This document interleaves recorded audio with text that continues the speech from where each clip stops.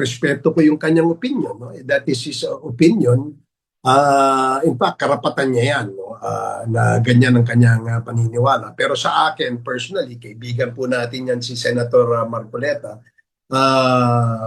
Sa aking palagay, no, sa aking personal na opinion, ay ito ay walang kinalaman dito sa impeachment na ito, yung kasong maaring kaharapin niya. No? Dahil ito ay sabi nga ng Office of the Ombudsman ay nanggaling po sa kanya ang revelation ng mga information na yan na kung saan umakto o nag-act immediately ang ating ombudsman dun sa sinabi niyang sa statement na yan. So that's another problem that dapat i-resolve yan, and I'm sure kayang-kaya ni Senator Marcoleta yan. But this has nothing to do, no, with the pending trial of the impeachment of Vice President Sara.